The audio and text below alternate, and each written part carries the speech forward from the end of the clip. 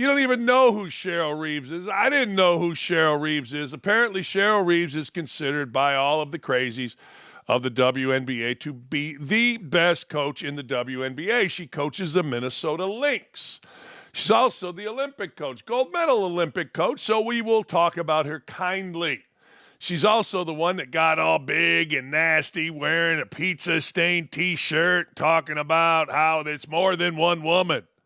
She didn't like Caitlin Clark. She didn't like being asked about Caitlin Clark. She joined the posse of anti-Caitlin Clark folk.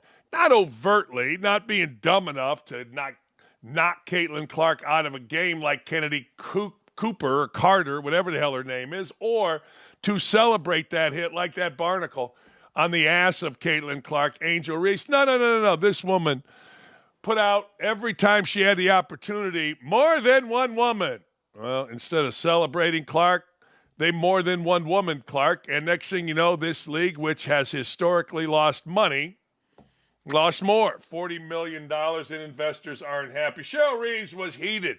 I mean, bigly heated over the officiating in the WNBA finals, saying this shit was stolen from us after the New York Liberty won their first WNBA title in a thriller over the Lynx. Here's the coach. I know all the headlines will be Reeve cries foul. Bring it on, right? Bring it on, because this shit was stolen from us. Bring it on. Ooh. All right, baby. All right. LeBron James didn't think there was a foul involved, so Bronny, he who is struggling because P. Diddy, ain't no party like a P. Diddy party, said LeBron years ago. He's trying now to make himself look good with women. Here's LeBron. I'm sorry, but that wasn't a foul. Let the damn players dictate the outcome of a close, battled, tested game. All right, Bron. Hey, Bron, while you're talking, how were those P. Diddy parties? Huh? What are you thinking? What you got? Anything? Huh? Something? Anything? Come on, Bron. I know you're trying to make good with the ladies, and I know you feel like you're untouchable, but what's going on? Ain't no party like a P. Diddy party. What you do there, Bron? Come on, baby. Come on, Peaches. Help us out here. Reeves says what a lot of coaches say. This is a championship for both teams. Both teams won this game. Let's hear it.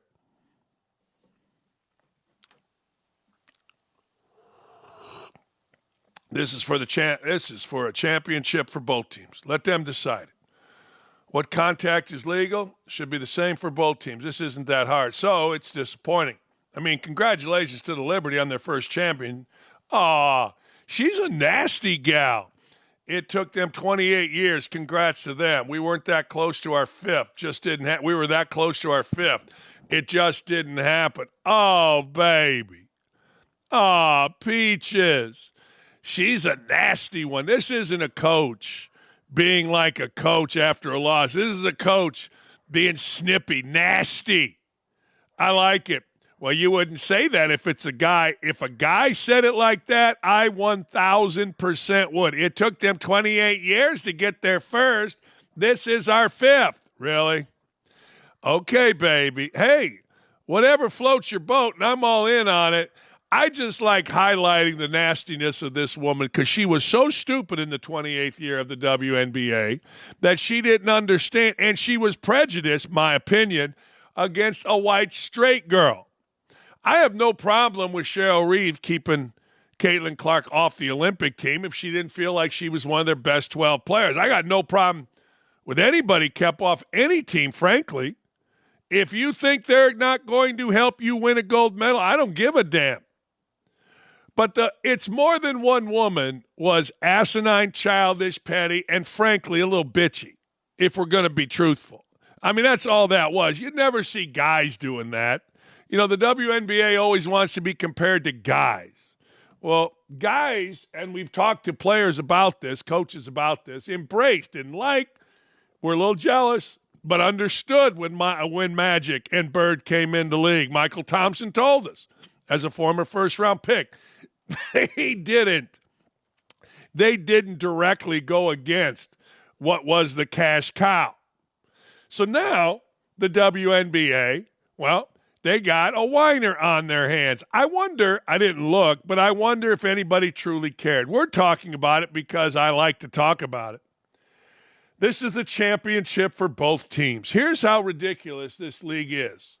Here's how ridiculous, without Caitlin Clark, this league has become. YouTube TV is getting crushed for forcing the WNBA Finals on America via the multi-view watch option. I have UTV, and it's pretty good. You can go all these different places, and one of them is multi-view. It had Sunday Night Football, the NLCS, and then you had the WNBA. Like, no. I don't want to watch the WNBA. In order to watch the NLCS and Sunday Night Football combined, they forced you to watch that. Now, in theory, that's pretty good. I mean, let's be honest. You're talking about a regular season football game. You're talking about not the World Series, the NLCS, and the WNBA championship game of the world.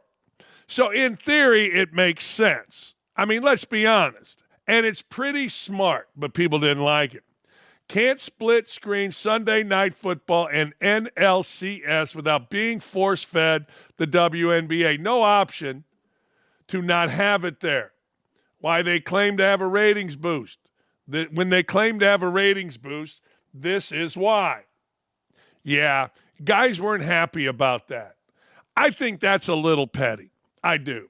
I mean, let's be honest. All summer long, in the world that we don't live in, which is the crazy-ass world of WNBA folk, they wanted to continue to tell you that everything was fine without Caitlin Clark. They couldn't do it enough.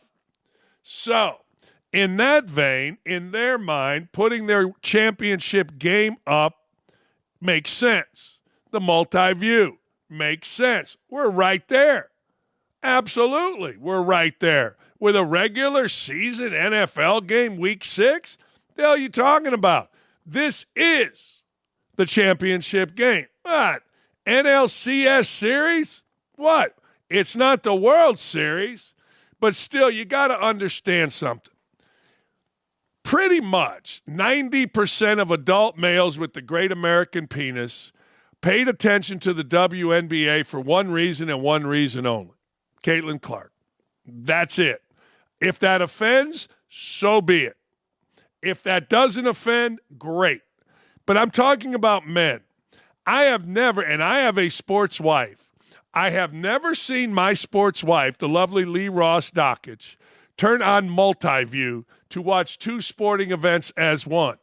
I've never seen it. This is men. And men don't give a rat's ass about the WNBA without Caitlin Clark. Why? Because men get enough bitching, whining, and moaning in their own world. Men go to work. Men have kids. Men have people around them. Men have responsibilities. So do women. I'm just talking about men here. And I can't, as a man, and this is how I feel about the WNBA, I can't pay attention to the WNBA now without Caitlin Clark, without some kind of bitching, whining, and moaning. In fact, the Players Association just said no to their collective bargaining agreement, and there may be a WNBA walkout. Can you imagine? Everything built up. Hey, we only lost $40 million. See, the players should actually pay back the league.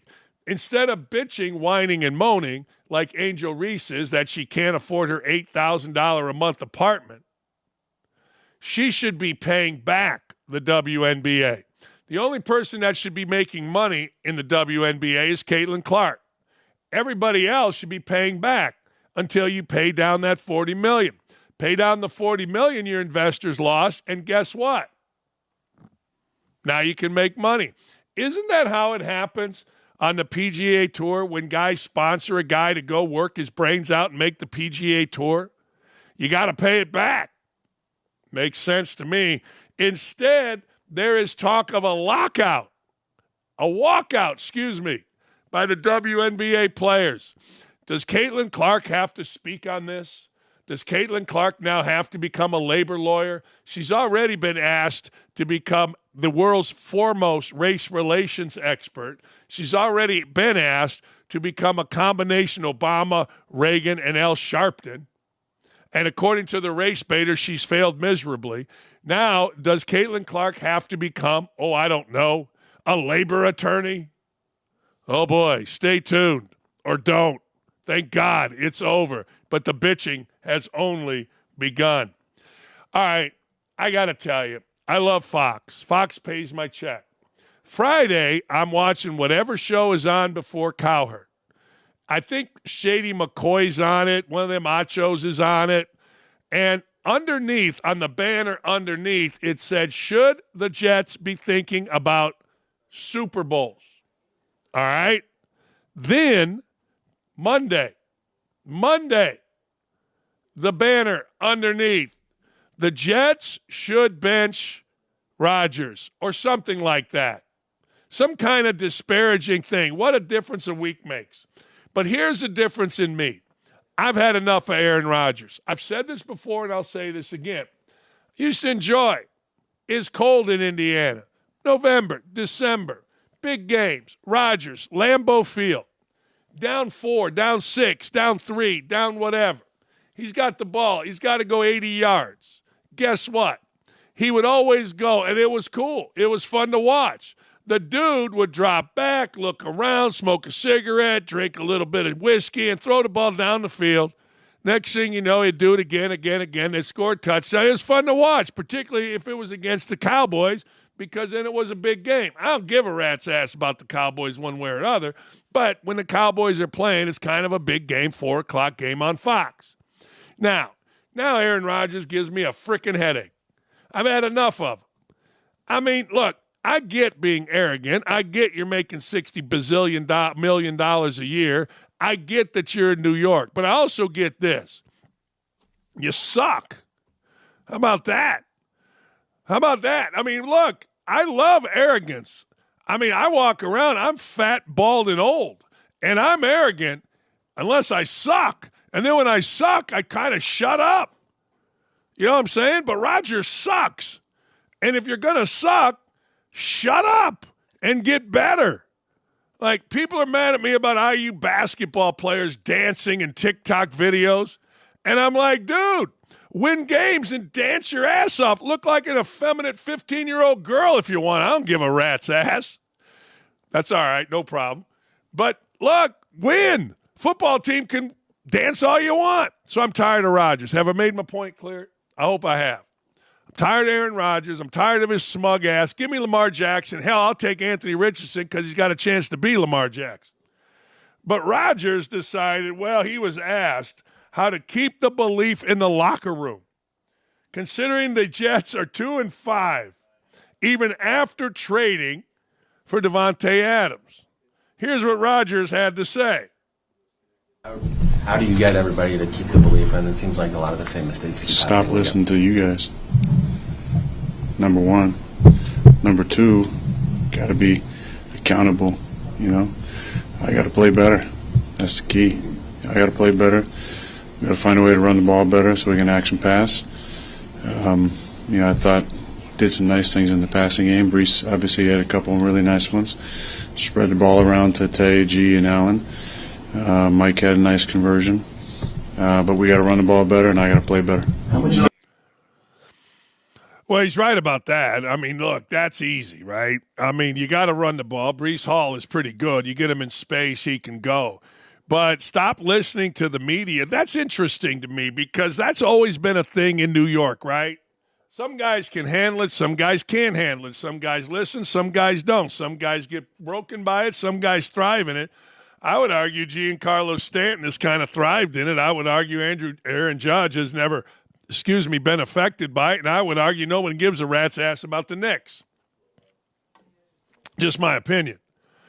But Aaron Rodgers is right. I mean, he's got to play better. Seriously, right. And let's be honest. At 2-5, I would say this. Can we please stop talking about the New York Jets. Let's let Mike Greenberg do that on Get Up or whatever show he's on. Let's let others do that. In fact, I would argue that a couple of things that have wore my sorry ass out. I'll give you one that's going to shock Nick and Nick. Olivia Dunn. I'm tired of Olivia Dunn. Take your clothes off, put your finger in your mouth, and make some money. Yay, Rock, go fight, win. I'm tired of Aaron Rodgers. I mean, he sits up there, and good for him saying, I got to play better, because he's right. 1,000% right. I'm tired of WNBA players. WNBA players not named Caitlin Clark can kiss my ass. Not literally, but figuratively. I tell you who else I'm tired of, parents. That's right, parents. My baby, when they score a touchdown. This is true story. A few years ago, Indiana University football, which is now all the rage, took the names off the back of the jerseys. Mommies and daddies complained. Now listen to this. Their point was, my son worked his ass off his whole life to be on that field, and I want to see his name. You wonder why Indiana has never won anything in football? They had dumb players with even dumber parents. I got to see my baby. Yeah, really? I never understood this, all right? I know I'm wrong about this, but whenever I played a basketball game, everybody's parents would come to the game. I love my parents. They drove. I love the fact that they did. But I look around, and I'm like, oh, you haven't seen these people in what, 4 or 5 days? And everybody loses their mind. I'm like, hey, can we go get something to eat and get out of here? It was always very uncomfortable for me. And I thank God that my mother and my father never acted like an idiot in the stands. Like, I'm sure at Indiana, particularly when I turned the ball over against Virginia 100 years ago, costing us going to the Final Four, I'm sure people were nasty. But my mom and my dad never said a word. One guy did, a guy named Al Volk, when I was in high school. Long story. My dad put him in his place. Next thing you know, he never said another word. He'd get red. But that's not the modern parent. I got to see my baby. When they do good, everybody stands up, wears their kids' jerseys, points to it. Well, what happens when it goes bad? I'll show you. This is Jalen Milroe's daddy in the crowd as his kid was getting his ass kicked this past weekend.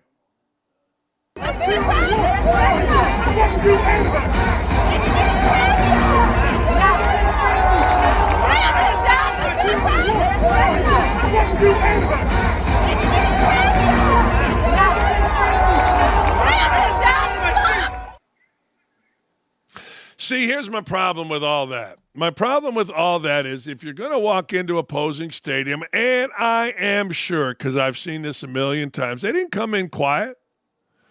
Oh, man, most parents come in. We would come in when I would go to a game, my son's away games. I never had his jersey on. I never wanted the attention. People would say nasty stuff to me at an opponent because they would see me on ESPN, and I would just kind of wave and go sit down. Wear my Cubs hat, my little scarf, and my jacket. But parents now, they got to come in, man. They got to wear their kid's jersey. They got to come in. They got to be loud. And it's all good. It's great as long as your team wins and as long as your kid plays well. But I've never understood it. I will never understand it. I'm going to wear Milroe 4. Well, you're the dad. Why don't you just wear an Alabama shirt, sit down and watch the game instead of drawing attention to yourself? I always felt like this as a parent, and I got this from my own parents. I always felt like it wasn't me out there playing. It was him. Not me, him. So don't bring attention to me. Hey, I wore my Ohio State or my Michigan jersey, but I wore my hat, sat there, and watched. And somebody wants to say, well, your son wasn't Jalen Milroe. Well, my son played 20-some minutes on a 15-3 Big Ten team. Pretty good. I shut up because it's about him, not mommy, not daddy. And I know the answer, well, you don't care about your kid. No. Not even a little. I don't care about being the show. Milroe's old man did. And Milroe's old man got a little bit of the comeuppance because if Milroe was playing good, their section, the Milroe section, would have been up acting crazy. Interesting to me. Parents, it ain't about you. It's about them. Shut up. Now, that's impossible. I'm telling you right now, what I just said has become impossible. This I love. This next story I absolutely love. And I'm going to equate it, as I do most things, to myself. LenDale White was a stud. He was. Matt Leinart, Reggie Bush, LenDale White, great backfield, one of the greatest backfields in the history of college football, at least the modern history of college football. All right. LenDale White ain't happy. He's publicly blasting Lincoln Riley, the coach at USC. He believes that Lincoln Riley should get, quote, the Lane Kiffin treatment. That's right, I said it. I'm going to be completely honest. Lincoln Riley should be embarrassed. They should probably do him like they did Lane Kiff. For those of you that don't know how they did Lane Kiff, they let Lane Kiffin go on the tarmac. They fired him on the tarmac of the airport after a loss. Hey, AD, whoever, Chancellor, whatever, met Lane, said, hey, Lane, that plane over there is for you. Adios, you done. Really? No kidding. Well, that's what LenDale White wants. And good for LenDale White. He's right. See, you got to have a little pride in your program. You got to have immense pride in your program. LenDale White does. Here's more from LenDale White. With that being said, you still got to block. You have to be able to complete a pass. You got to tackle. The coaches can't play for you. If you're a player in that locker room, what are you going to do to make a difference? Except post an effing picture on Instagram about a loss. Boy, is this Indiana basketball. This speaks to me. This one right here, keep this one up. To you Indiana fans and players, it's been 20 years of straight and mediocrity, and all y'all mother hubbards want to do is post something on the internet. All that chasing NIL ain't going to get you drafted. How y'all say it asking for all that money and not winning is crazy. I posted this yesterday and said LenDale White is a legend. I'm a legend at Indiana, different reasons. However, that's exactly how I feel about Indiana basketball players, right there. LenDale White is speaking for a lot of us at Indiana. How y'all gonna post something on the internet chasing NIL ain't gonna get you drafted? How y'all say it? I don't know. I don't know if this is English or what this is, but I'm digging it. Say asking for all that money and not winning is crazy. No, that is the Indiana way. It is. What did I screw up here? We have an audio slate that I missed? I don't know. But anyway, I love this. To Indiana fans, basketball, not football, this is how I feel. To Indiana players and your little mommies and daddies that are oh so proud of their little boys. Yeah, tough. Do something. Haven't been to the round of 32. Haven't been to the Sweet 16. There's only 11 total Elite 8 teams in the history of Indiana basketball, and we got all kind of little players making all kind of money, big money, 6 figures, all of them. They don't deserve a dime, not a damn dime. Thank God. Good for you, LenDale White. And people supported White. You should see the hate I get when I put that out, but I don't care. Little fat Jimmy in Logansport, Indiana, I could give a rat's ass. We'll get to Logansport in a minute. TNT, this is beautiful.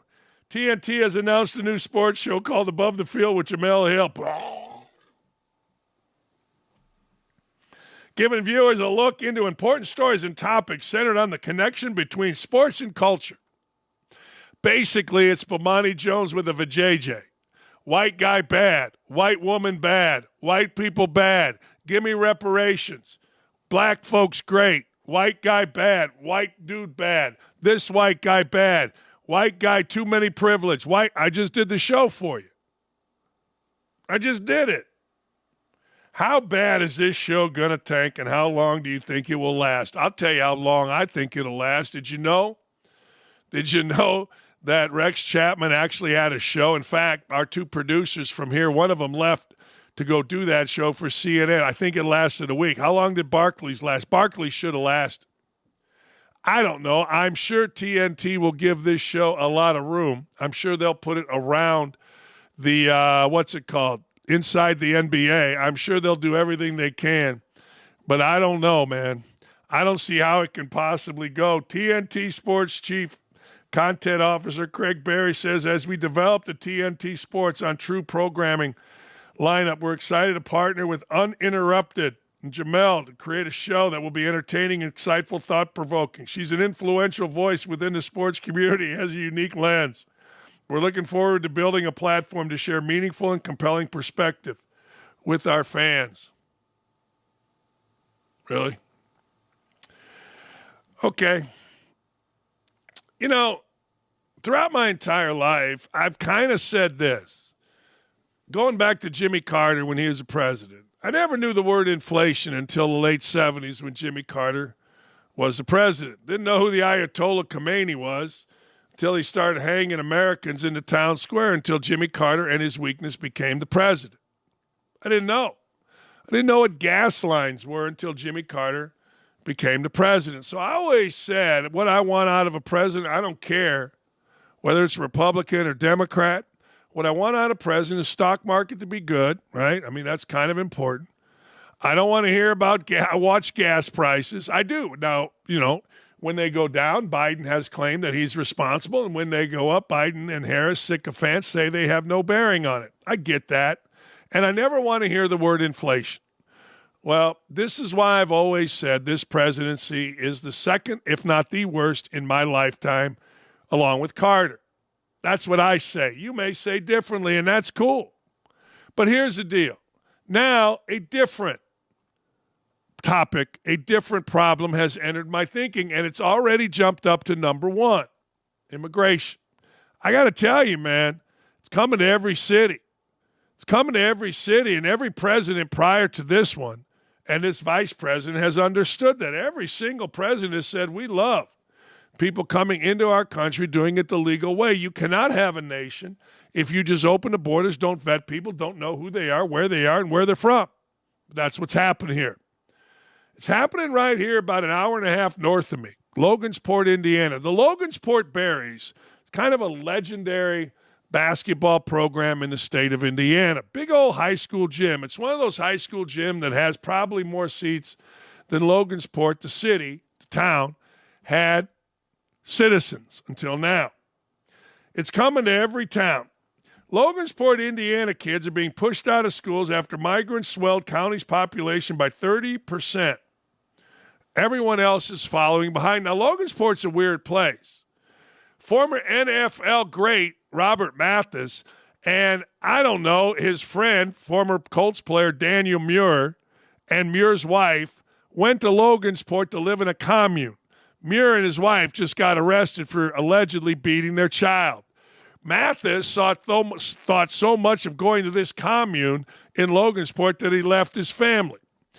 Kids in Logansport are being pushed out of schools after migrants swelled it by 30%. Everyone else is falling behind. It's not entirely clear how many migrants have arrived in Logansport, but Cass County Health Department Administrator Serenity Alter told the Post that the surrounding area's population has surged nearly 30%. That would put the arriving number of migrants at more than 11,000 in a county that had just 38,000 people in 2020. Now, I'm all for it, but you tell me how that's good. I mean, I'll hang up and listen. You tell me how that's good. You tell me how this is something that's good. Now, you know what's going to happen. I mean, let me ask you a question. Is everybody moving into a middle-class neighborhood? Is everybody moving into a high-end neighborhood? Is everybody moving into a house? Does everybody have a full-time job? Can everybody pay? If not, how are they going to make money? You and I both know how they're going to make money. I mean, people that survive understand how to survive. You got to scam, you got to work, you got to do a bunch of things. I mean, you just do. And people can get angry with me for saying that. You can call me whatever you want. And sure, there's going to be a ton of people in that are hardworking people. But there's also, when you bring in that many people, going to be a lot of crime. Going to be a lot of criminal. I mean, it's happened everywhere else. Why wouldn't it happen in Logansport? This is what I've said for, I don't know, months. When you just open up the borders, it's coming to every town. It is. And unfortunately, it's coming to the point where the local residents can't get the same services. And if anybody doesn't understand that, you're just not paying attention. You're just not. Here's what a woman, mother of two, Nancy Baker, said. I don't see how she can stand behind Biden the whole time and keeps deflecting anytime they ask questions. There were way too many kids, and it seemed to her that since they didn't speak the language or didn't understand what was going on, they were getting more attention. And so she and the other kids who grew up here, who are having issues or struggling in certain areas, weren't able to get the attention they needed, the help they needed from the school. You can't just focus all your resources on one group of children, and everyone else is falling behind. That's a native mother. I mean, it's unbelievable. You can't do that. I mean, it just doesn't make any sense. I mean, look, I try to live logically. You know, people get mad when you live logically. People want to live dramatically. You know, I'm for this. If you're not for me, then you're a jackass. I'm for this team even. If you don't like my team, then you're bad. I'm for this policy. I don't think anybody's bad. I just think logically. And logic tells me in Logansport, Indiana, you can't just put 30% more people into a rural community and expect it all to work. I mean, logic dictates that there aren't enough services, there aren't enough money, there isn't enough housing. So you tell me. How are people going to make ends meet? Logic dictates they're going to do whatever they got to do. And sometimes whatever they got to do ain't good. Not that everybody's going to be like that, but it certainly logically, again, tells me that that's exactly what's going to happen. It's happening in other areas. Now, it's fascinating. And I started thinking when I saw this, because this is big news here in Indiana, like, why Logansport? What the hell happened there? I don't know. I really don't. But we shall see what we shall see. And frankly, it's a bad problem, but really bad. Monday Night Football last night, I'll tell you this. I'll tell you this point blank. I want Anthony Richardson playing every down for the Indianapolis Colts. Now, you're going to say to me he can't complete a pass. I don't care. If he can play a little bit like Lamar Jackson, if there is a possibility, Nick, get on here. If there is a possibility that Anthony Richardson, the Colts quarterback, is or could be close to as good as Lamar Jackson, I want him in. Because Lamar Jackson and Patrick Mahomes, I'm always going to put Patrick Mahomes in there, they're the best thing I've seen in football. I'm not going to lie. Oh, okay, too loud in there. I am not going to lie. When I watch Patrick Mahomes, I sit up straight. When I watch Lamar Jackson, I sit up straight.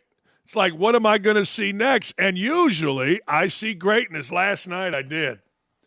Last night the Ravens got down. They got down 10-0. And it looked like Baker Mayfield was humming. And then I swear to God, I'm sitting there, and my fat ass is thinking, you know what? They can't stop Lamar Jackson. They absolutely cannot stop Lamar Jackson. They cannot do it. I mean, he is too good, and he was. I mean, think about this. I just want you to think about this in the NFL, where you got all these great athletes, all these fast guys. I mean, you got real dudes in the NFL. And Lamar Jackson just looks different.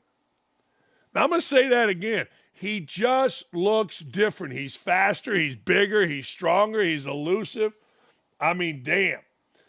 Regardless of whether you like Lamar Jackson, you dislike Lamar Jackson, I don't care.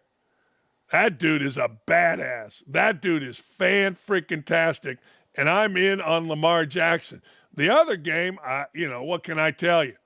Walk-off field goals are always good. And Jim Harbaugh losing is always good. You know, I'm going to go back to something here. Harbaugh told us how great Justin Herbert is, and Justin Herbert was pretty good last night. He was. But let me give you a stat on the game. Herbert threw for 350. All right? Everybody says that's great, and it is, right? 27 of 39 for 350. But let me give you the stat that I'm looking at. 22 rushes, 59 yards. Now, I don't know nothing for nothing, but I know that's not very good. Let me go the other way. You ready? Let's go the other way. 145 yards is what Kyler Murray threw for last night. They rushed for 181 yards and got over 6 yards a carry. You know, everybody tells me, and they're right, everybody tells me how football has changed. Everybody tells me pass this, pass that. You know, in grade school, kids are learning how to play the spread, pass the football. Okay, and I agree. That's right. But damn, fellas, it's still running. It's still getting able to pound the living hell out of the guy right across from you. Now, obviously, there are some games where you just go, damn, we're going to throw it, we're going to kick your ass, we're going to score 41. That was the other game. And, oh, by the way, let me give you a stat that you hardly ever, if ever, see. Last night, on the road now, the Ravens racked up 500-plus yards of offense. 281 on the ground, 244 in the air. I'm sorry. Yeah. Uh-huh. How about that? That's pretty good. How about this? How about Derrick Henry, the guy that Jerry Jones lost his mind on? And Tennessee got rid of? 15 carries, 170 yards, 169 yards, 11 yards a carry. He went 81 yards, Henry did. Pretty good. I don't know. Maybe, just maybe, if you were Jerry Jones, maybe, I don't know, maybe you kind of sort of maybe should have at least thought about bringing him in. He seems pretty good. Seems really good. Got a monster for you today. Chad's going to join us. I got to get a reaction. Nick Saban said Tennessee was a bigger rival to Alabama than Auburn. What? Is Lamar Jackson the MVP? We're going to talk to Chad. Barrett Sallee's going to join us. You know, we got a lot of chatter about Lincoln Riley, but it really doesn't matter because the greatest football team in the country in college football is Indiana. It's not even close.